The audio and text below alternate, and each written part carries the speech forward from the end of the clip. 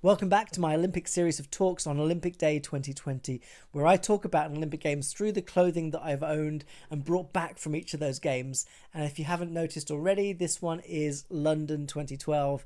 Of course, a very special Games for me as a British citizen, as someone that has grown to love and value the city of London for many, many years now. And what was really incredible about it was that it was completely surprising as to what things really were memorable. So here's the first one, the logo.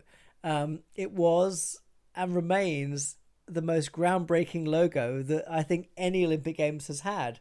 And I remember in the years when this was launched, and you can kind of tell it's quite scary, it's quite aggressive, it's quite dynamic. And it wasn't popular. Not everyone loved it.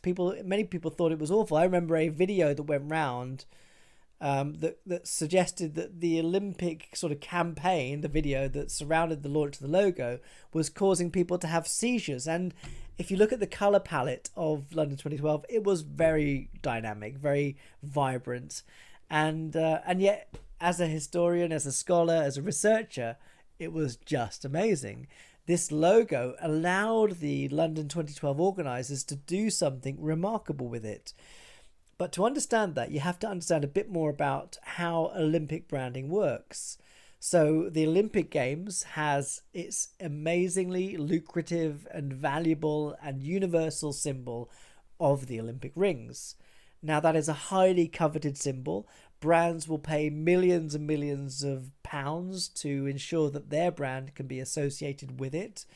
And of course, the uses of it are incredibly protected too. So we have something that is essentially the highest level asset of an organising committee, its logo or emblem.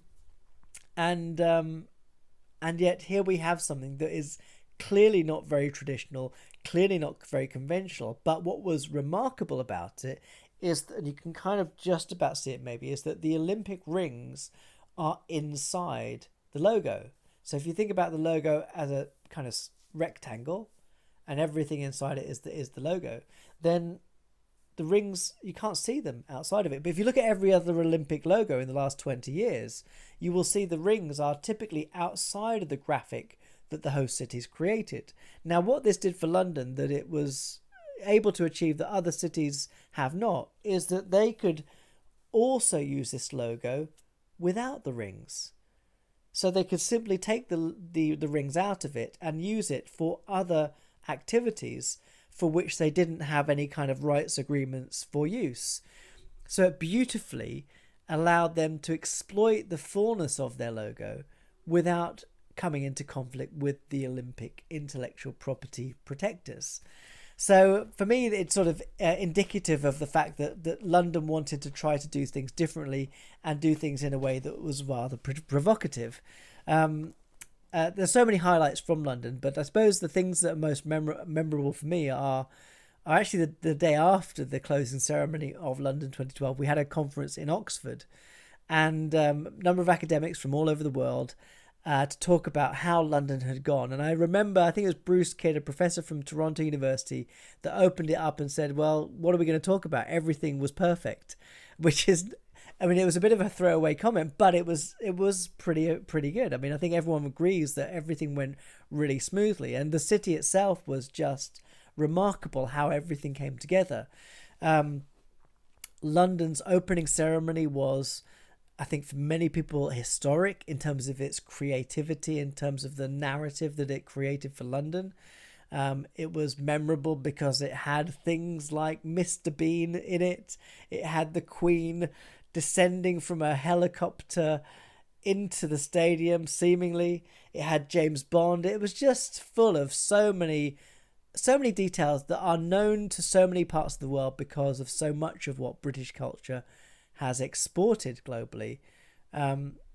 Something that these days you feel a bit uncomfortable about. Why is it that we have this global reach from Britain to other parts of the world? And of course, part of it's the Commonwealth. And when you dig deeper into these things, you think, well, it sounds on the surface of it really good, but actually it's sort of reminiscent of the colonialism that surrounds British history. So I'm not that sure. in any case, when it's Mr. Bean, how can you argue with it? Everyone loves Mr. Bean, whether you're in, I don't know, Mexico or Marylebone in London. It's a figure that resonates with people, and that's, I guess, one of the things that we kind of should talk about is whether the Olympic Games is simply this kind of spectacle that detracts people from other more important issues that are happening in the world, and conceals these things over a period of time, that then we kind of wake up from the dream after the Olympic Games and realize, oh no, we still have major injustices, huge amounts of poverty, disenfranchised communities that have been neglected by their local governors. And yeah, it's kind of sad. It's sad that the Olympic Games can't be all of the time. It's sad that we can't find a way to live harmoniously as a global population for a bigger period of time. But London 2012 for me was a turning point in my career, but as a researcher for the Olympic Games, because of some of the people I met, which led me then into researching the Olympic Games in quite different ways. So one of the key people I met was a man called Anthony Edgar, who's now a dear friend and just the most remarkable ambassador for journalists that you could ever meet.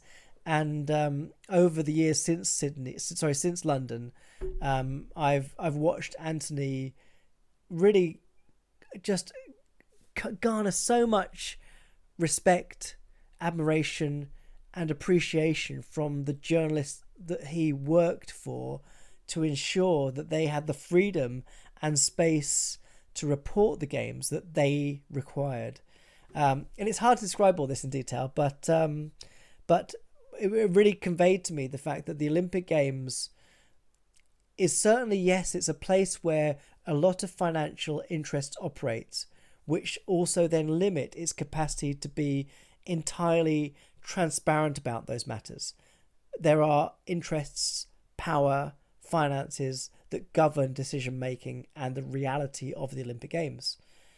But amongst that, you also have a population of reporters that are seeking truth. I've sat in press conferences during the days at the media centre where you have reporters from the best media outlets from all over the world asking really pressing questions of the Olympic officials, holding them to task and making sure that they get their answers.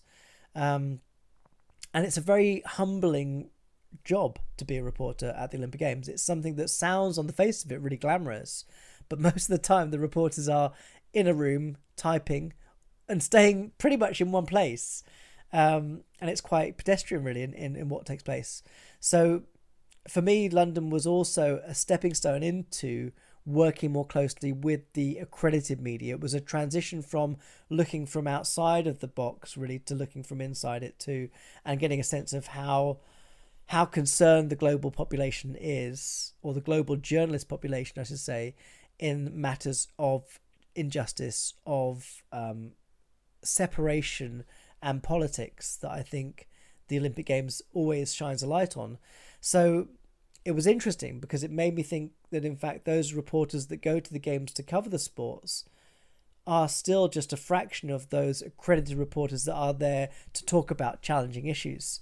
And I think we're very lucky to have them. I think I worry a little bit that the Olympic Games and international sport generally is beginning to marginalise those reporters. We see so much now that is content created by media organisations that aren't consisting of journalists. They are there essentially to push out content that sends a positive message about those sports in order to satisfy the sponsors of those activities or the people that fund those sports. And if we kind of end up in a situation where there are no more newspapers that go to the games because they don't have rights to cover anything, then it's a massive, massive loss for society. And actually, I think it jeopardizes democracy. So London, for me, was memorable because it was amazing, but it also gave me cause to think about how we protect the rights of reporters in a place which is predisposed to wanting mostly to tell positive stories. And the role of those individuals who seek to protect media freedom is absolutely something we need to focus on in years to come.